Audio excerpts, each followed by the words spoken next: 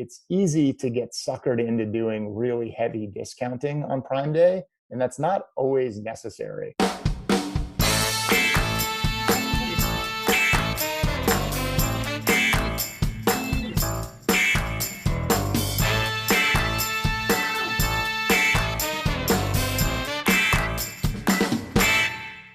Okay, welcome back to the Marketing Playbook, presented by Details Interactive. Here you'll take away 3 game-winning marketing plays every episode to take back to your team. I'm your host, Mark Friedman, and my career has been focused on direct-to-consumer marketing, direct mail, physical retail, and digital commerce. This is episode number 40, and today's guest is John Shea, president and founder of Momentum Commerce. Before we get started, a quick thank you, as always, to Max Brandstetter of the Wow Business Growth Podcast for producing this episode. You can reach him at max@maxpodcasting.com to help bring your podcast to life. Let's open the playbook. Ready, break. Well, hello, everyone. Thank you for joining the Marketing Playbook podcast. Today, I'm joined by John Shea, president and founder of Momentum Commerce. John, welcome to the show. Thanks, Mark. Pleasure to be here.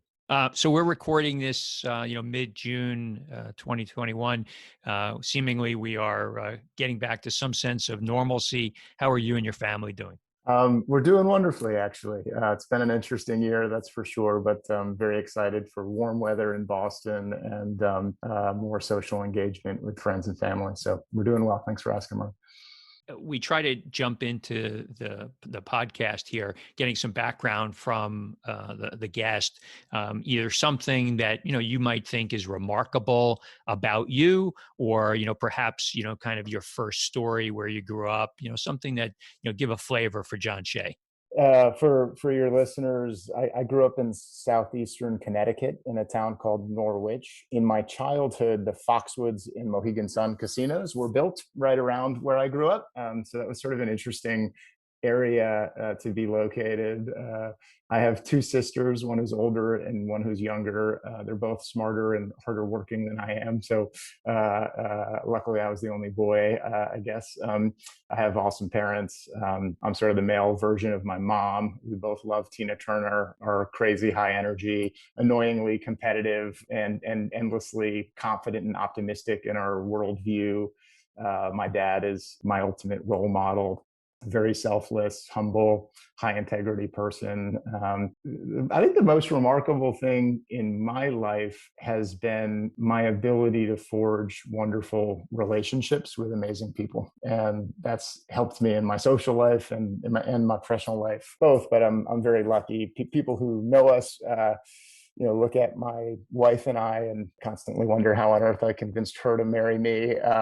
So you married up, is that what you're saying? I married way above my weight class, and in most endeavors that involve picking a partner, I've done very well. And so in business and how I've assembled a small team at Momentum Commerce, which is a business that was started in the middle of the pandemic, I've been able to pull together some of the most impressive people I've ever worked with.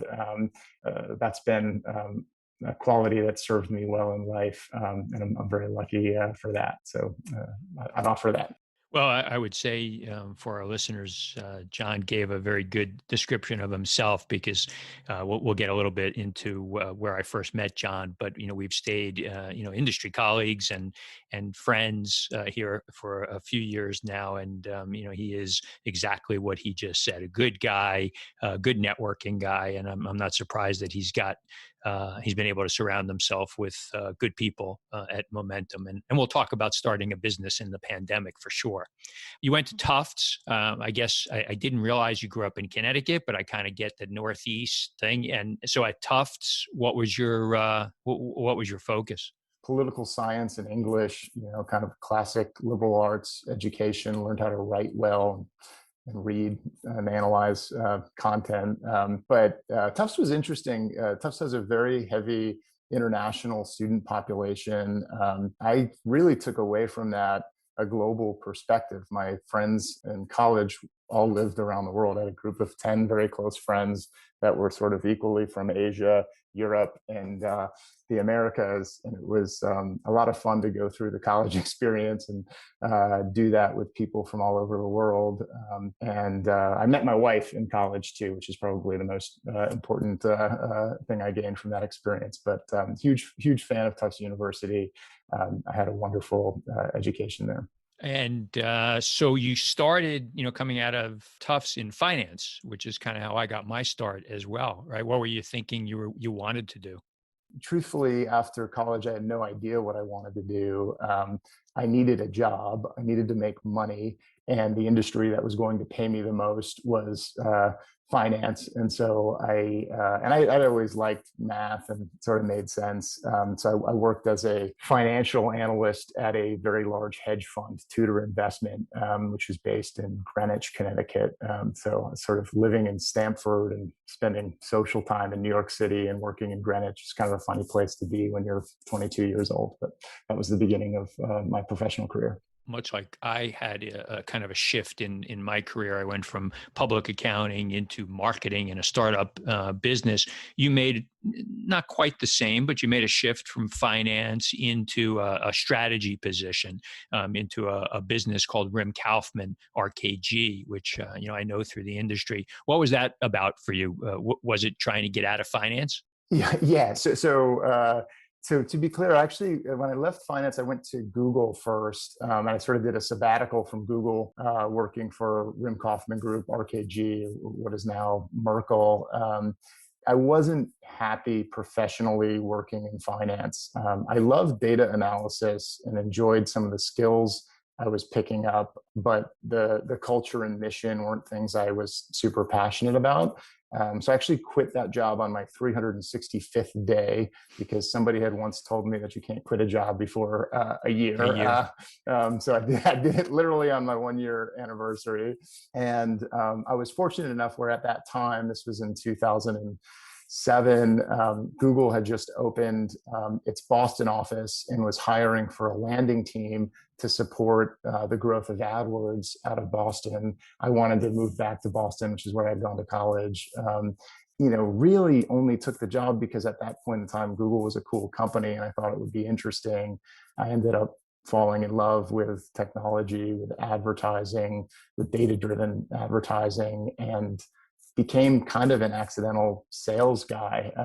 I was hired as an analyst, and then my role just sort of changed within 6 months to a sales role. And actually found that, when it was something I believed in, I loved doing sales work.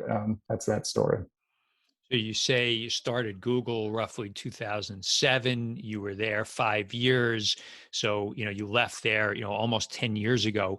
I think we've got, a number of listeners that are, kind of early stage in their career. So they're way younger than me for sure, and even younger than you. Kind of set the stage for us. What was Google like 10 to 15 years ago, versus, what we all think of about it today? It was remarkable. That experience changed the trajectory of my professional life more so than anything else. I left finance right before the collapse, right? So there was no foresight on my behalf. I didn't see any of that coming. I just wanted to get out of there. But when then what happened in e-commerce as the recession came in, Google was built primarily on an advertising business, and it was advertising that you could draw a straight line to sales in. And so it performed remarkably well throughout the recession. As a company, there were just amazing leaders. I was hired in by a woman named Lexi Reese, who's just an incredibly inspiring leader. She had an incredible command of business, but a leadership style that really resonated with me. She was honest, she was vulnerable, she was open and connected emotionally with everybody she worked with, but she was also one of the best business drivers I've ever seen, super data driven, really oriented on how she planned things. And she invested a lot in culture, was ruthless with hiring standards, hired just incredible people. So I was super lucky. I think that whole experience was similar to what I mentioned earlier about feeling like I've married up in life. I was surrounded by people where I didn't feel like I fully deserved to be there. And that was inspiring and exciting. There was also all the wild perks of working for Google back then. I think some of those have been trimmed down, but it was completely extravagant. I had 3 meals a day that were excellent. We would, there was all kinds of activities, and it was a fun place to be. I ended up building great friendships, loving this industry. And then I think in terms of professional access, I was young then. I really didn't have a lot of business experience, but Google was so hot as a company. My job quickly became advising CEOs, people with way more business experience than I had. I ended up building an incredible network of mentors and people who I've stayed in touch with since, who have helped me in my career, and I've learned a lot from them. So I was very lucky to just be in the right place at the right time, where I could then absorb as much knowledge as I could from people that had amazing experience, but might not know everything that's going on with AdWords or Google as a company. It was a great experience, Mark. Was there any one thing in particular that stood out for you from a cultural perspective that you took into some of the other roles that you've had and now as you start your own business at Momentum? There are a few things in terms of how like the business operated that went across culture and strategy. One of the things that Google sort of pioneered, I think the two that have stuck with me the most, like one is the idea of OKRs, objectives and key results, quarterly planning, and measurable results. I've always been somebody who's very competitive and goal oriented, and so finding myself in a situation where there was really good rigor around goal setting made me a lot better. I've taken that with me and sort of used that. And that's become a framework that I think's been popularized outside of Google. But at the time, that was sort of a new thing that they'd sort of pioneered. The other one is, and it wasn't formalized while I was there, but there's been books written on it subsequently, is a communication style in business, there's a book called Radical Candor. Have you heard of that, Mark? No, I haven't. It's sort of a communication framework which involves being very direct in your communication with your business colleagues, but also being very open about how you care about them. And for me, that's been helpful because it's sort of, if you can build a relationship with the people you work with that is rooted in trust and respect and kindness and genuine care for one another, it becomes a lot easier to be brutally honest about what's not working well and what needs to be fixed. That was, that sort of permeated the culture of that office. And that's something I took with me from the experience. So those might be the two things I would call out. I'm going to have to check out Radical Candor. Certainly in my career, I've been told that I am direct. But you would like that, Mark, because you are, in my work with you, you've always been very direct, but you also are incredibly supportive and caring of the people that you work with and that work for you. And it's that works, right? It's when you're direct and you don't care about the people you're working with that becomes kind of toxic.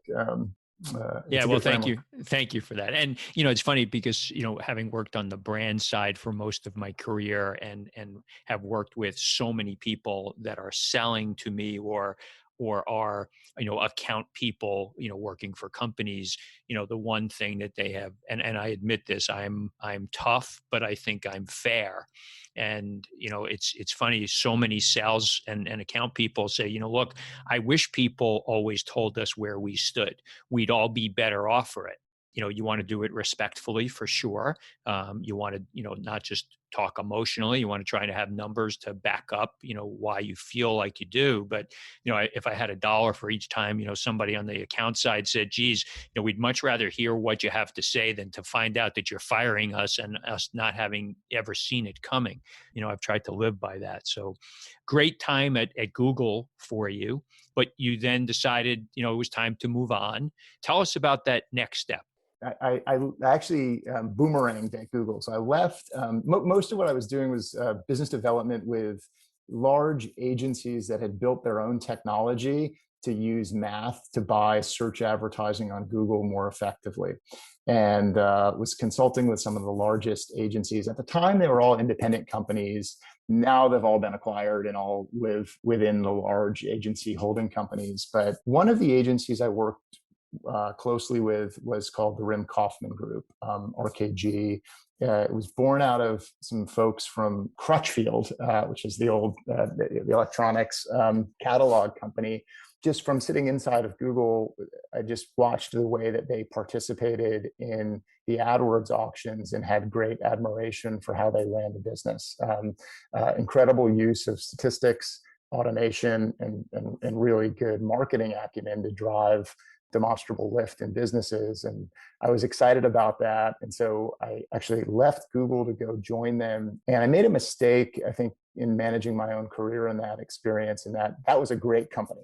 I did a good job of picking out a company that was worth going to work with. I ended up growing and getting acquired by Merkle, and it was a wonderful company. The mistake I made was, because I was young in my career and I had happened to work for Google, which was this big success of a company and had a lot of cachet to it, I sort of stepped into a VP of strategy role where I was responsible for sales and product development. And I really stepped into shoes that were too big for me to walk in based on the experience I had. And that was a great, humbling career experience. I just wasn't fully comfortable in that role. I hadn't really earned it. I'd sort of gotten my way there because I was coming from Google. It was a good lesson in young ambition, and that it's sometimes better to sort of work your way up into a position than to jump into a role that might be a little too big for you. And I like to call it a sabbatical and a good learning experience, but I ended up sort of being overwhelmed by the size of the role. And I took a job back at Google and did another year at Google before, again, trying to scratch that itch of moving into a role where I would have more autonomy and more ability to influence success. One thing that was challenging at Google is the company was just so successful. It was always very hard to understand how successful you were operating there. Was it me, or was the company just on fire and I was along for the ride kind of thing? So I went to a very early stage startup called Skyward. This was 2011, 2012 timeframe. And at that point in time, there've been a lot of changes in Google's search algorithms, and social media was kind of on the rise. And there was a flight to quality. So, the SEO tactics of back in the day of sort of gaming links to gain visibility in search were no longer working. And there was a need to communicate with consumers in social. Both of those things required brands to scale content, to actually become content creators. The thesis behind Skyward was that you needed good software to orchestrate that process, and you needed freelance editorial talent.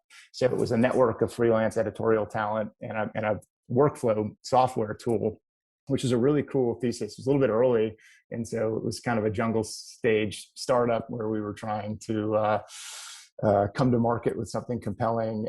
Over time, that company's actually done quite well, and as more and more brands, particularly B2B businesses, invest in becoming publishers, they've created a good system. But I worked there for 2 years after Google. So you and I met at a company called Criteo, and you talked earlier in the conversation about being a sales guy or morphing into a sales guy. Maybe walk us through, in your mind, what makes a great salesperson?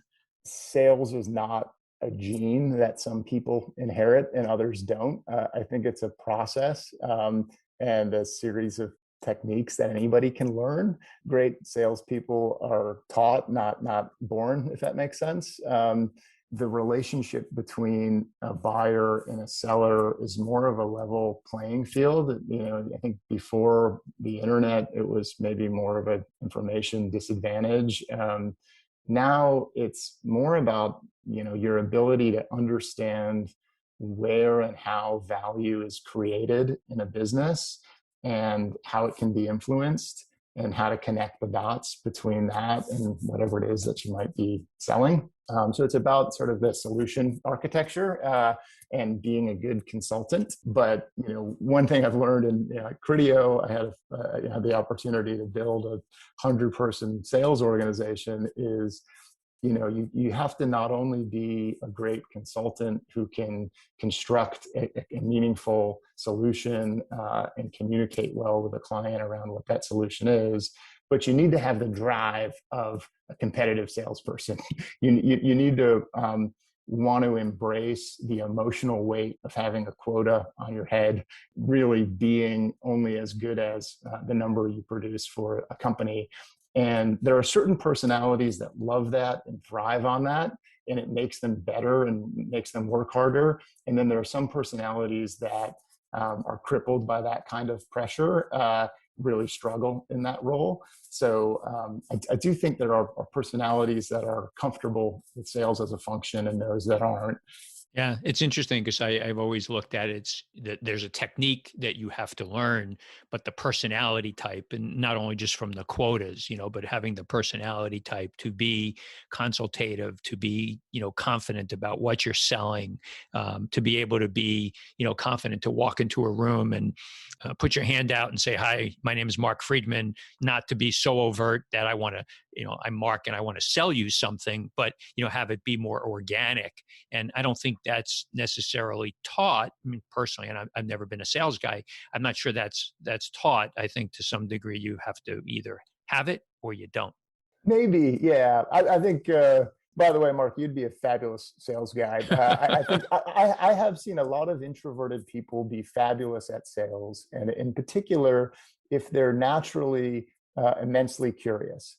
Because so much of sales is just great discovery. And so if you really want to dig in on a business and understand what's going on and what levers exist to improve that business, if you can grab onto that, maybe more so than the whining and dining kind of salesmanship, oftentimes you're better at figuring out the solution and building the business case as to why a change or could make sense. Talking about being curious, it's a great segue into Criteo and my experience working with Criteo. So tell the audience what Criteo is, at least when you were there.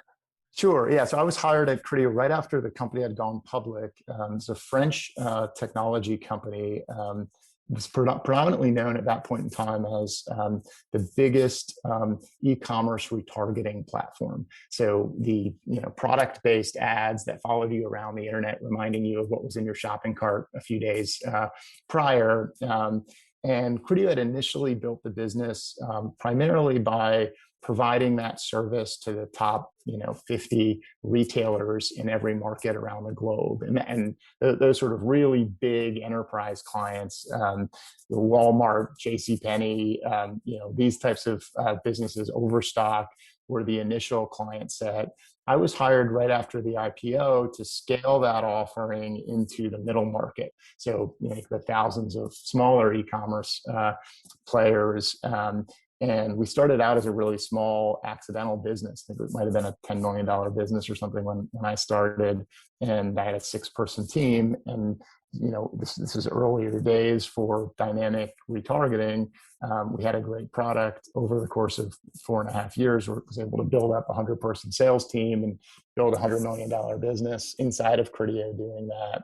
Today, Criteo still provides that service, but they've innovated quite a bit and offer other display advertising solutions, particularly for e-commerce.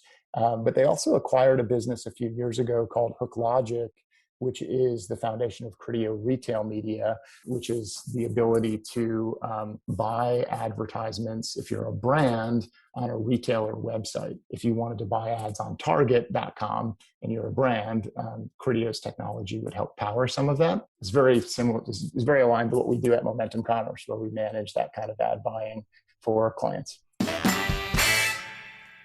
Do you have a direct-to-consumer business? I enjoy connecting with guests on this podcast because it reminds me what I love to do, strategic and tactical consulting for businesses like yours. If you'd like to speak with me about your business and see how you can add a fresh set of eyes to your team, contact me at mark@detailsinteractive.com. Now let's get back to the marketing playbook. And so, when I look at your career, now, you've got Google, so, very much advertising technology, kind of call that the paid search aspect. And then you were in Criteo and you had, the advertising that you just talked about from a retargeting perspective. And then you kind of morphed into, well, we've got Amazon, we've got marketplaces. That's another big place that direct-to-consumer brands want to play. Talk about Momentum, what that business is, and what you're trying to do for clients. Yeah, thank you for the opportunity too. Yeah, so Momentum Commerce is a digital retail consultancy with a heavy data science focus. We basically help manufacturer or direct-to-consumer brands scale revenue growth on marketplace channels. So Amazon, Walmart, Target.com, Instacart's platform if you're a grocery manufacturer, and a variety of other retailers depending on the category, maybe Wayfair or Chewy depending on categories. It's an exciting opportunity. I think what we've seen obviously in the last year is tremendous growth in e-commerce. I think the forecast is that e-commerce in the US will be about $1 trillion this year, which is a wild number, going back to 15 years ago when I was at Google, and it was a tiny drop in the bucket, and there were a lot of brands that didn't think it was going to stick around even, and to see the influence it has now is incredible. But you're also seeing heavy concentration within that on really large platforms. So Amazon is about half of all of that sales. Walmart is quite a bit smaller than that, but not a too distant second, and is growing at, I think, 80% year over year. Target is growing 120% year over year. And so I think what you're seeing happening is these large companies are able to provide a consumer experience that's just far superior than a direct brand can do. Amazon can get you a package the next day to your house. And it's really that logistics battleground that I think is driving a lot of convenience for consumers and then concentration. So brands are scrambling to figure out, okay, how do we win in these environments where we don't control the customer, and where there's a different set of tools and playbook for how you can scale a business. So Momentum Commerce is built to guide brands through that. We provide 5 different services: data services, helping brands organize all of the data associated with selling on those platforms; insights, helping them understand what the consumer sees on the retailer sites so they know their digital shelf; strategy consulting, looking at organizational capacity and capability and driving transformation. And then we provide services to grow business. These platforms are increasingly driven by advertising, and we provide a very sophisticated media service to help clients extract better lift from Amazon advertising, Walmart advertising, Target advertising, et cetera. And we also provide a content at scale service to help brands improve their product content and drive better conversion on retailer platforms as well.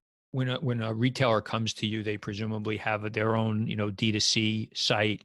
How are you counseling them to be thinking about, there's still businesses out there that question whether they want to be on Amazon, whether it's going to cannibalize their D2C business. So how do you help them think through that question? Yeah, so on the D2C brands, it's such a reluctant migration into Amazon, but it's a necessary one. That if you're not present there, you're just missing opportunities to meet new customers, and it's a bit of a head in the sand kind of strategy.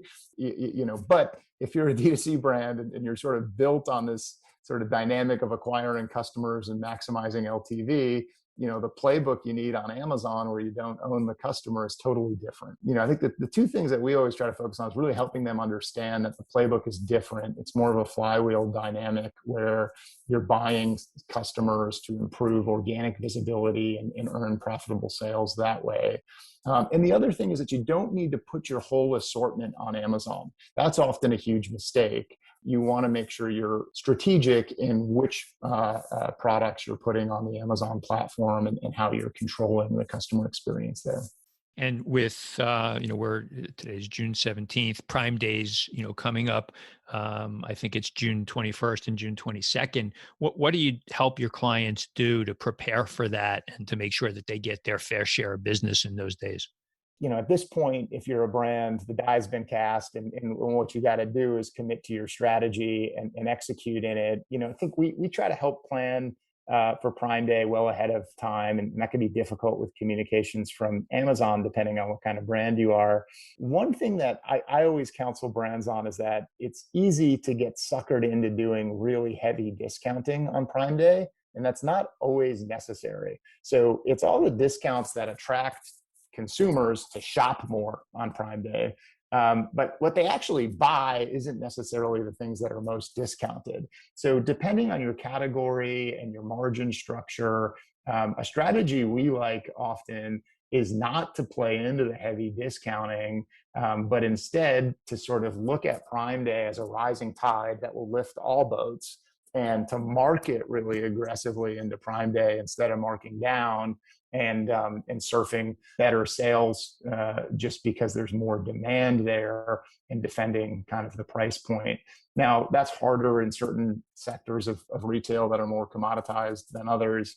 But with a strong brand, that's a play that we like a lot. A lot of data will show you that, like, there's an old school kind of scrappy hack from the third-party sellers in the Amazon marketplace, where the most effective strategy is to sort of artificially inflate your price leading up to Prime Day so that you can settle it back at your normal price in a way that looks like a discount. And when you do that, you can really extract the most margin. Amazon doesn't like that, and you got to be really careful with that kind of technique. But I think that reveals the fact there's an opportunity to market very heavily and not always to discount around Prime Day, which is one thing I like to always talk to brands about.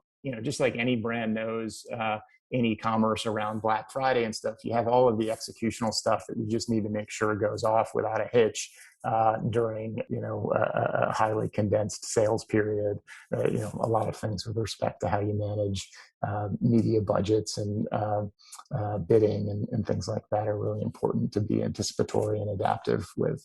Interesting stuff. So one of the big things in our industry is all the changes that are happening from a privacy and a cookie perspective. Is that something that you're helping your clients, navigate through first party versus third party data? To some extent, like thinking about the world that we occupy at Momentum Commerce is digital retail, where you don't own the customer, right? So, one advantage there is you're not as prone to the challenge that the crumbling cookie presents, and a lot of the work we do is protected from that shift. I think this is actually probably going to be a net positive for the industry. It's going to be weird to see how things play out over the next year or so, and things will adapt here. But from my perspective, brands are going to still be able to do behavioral targeting and segmentation. It's going to look a little bit different, but a lot of the cohort type solutions work pretty darn well.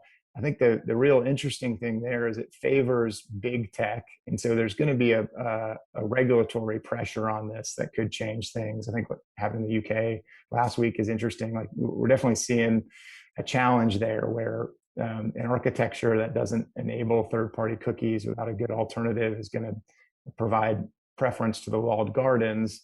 And that may not be a good thing for competition and innovation in the market. But I think, assuming there's some change here, two things that I'm excited about is this is going to force clients to get a whole lot better at measurement.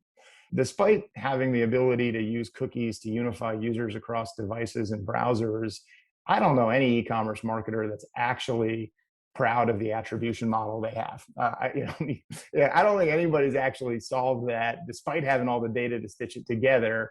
And I think this forces better use of experiment frameworks to value marketing. So incremental lift analyses, scientific experimentation as the right measurement vehicle. I'm excited for that change. I also think that marketers have gotten lazy about the value exchange for customer data. They just sort of expect to have it all, and they're not doing much to give customers a reason to exchange that data. And I think that will drive a lot of creativity and innovation in how brands give customers utility or entertainment or value in exchange for the ability to market to them one-on-one. I think that's overall a good thing.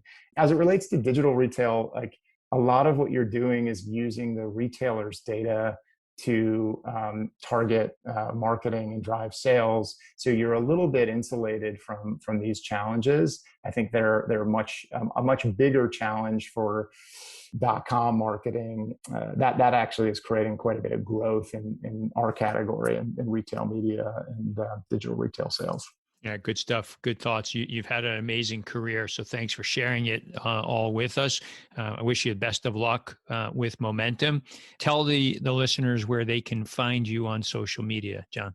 Yeah, so I'm a big LinkedIn guy. I'm on LinkedIn, and Momentum Commerce is on LinkedIn too. We publish cartoons weekly around digital retail and retail media. We publish those on our blog, which can be found at momentumcommerce.com, and cascade them out to LinkedIn as well. Sounds good. So, John, thanks for the time. Great to catch up, and let's talk again soon. Okay, have a good rest of the day. Thanks so much, Mark. That's it. Today's game ball goes to John Shea for coming on the Marketing Playbook. To me, today's 3 game-winning marketing plays were as follows. Number 1, be direct in communications with colleagues and the people that work for you, but also being open about how you care for them. Their career, growth, their families all go a long way to establishing and maintaining a good working relationship. Number 2, hire incredible people. That sounds simple, but it's not. Be thoughtful in establishing the job description for the role that you're looking to fill, and strive to find people that will round out your weaknesses, and those are the team that this person will work with. You cannot hire people that have all the same strengths and weaknesses. You're building a team, so make sure that you have each position covered. And number 3, be rigorous in establishing business metrics and then the measurement and review of those metrics. You cannot manage what you do not measure, so establish and communicate out those vital factors of managing your business. Thank you, Playbook marketers, for listening to another episode. If you want to check out more pages of the Marketing Playbook, make sure to subscribe on your favorite podcast spot and leave us a 5-star review on Apple Podcasts. You can also follow us on Twitter at DetailsInteract and learn more at detailsinteractive.com. Until next time, the devil is in the details.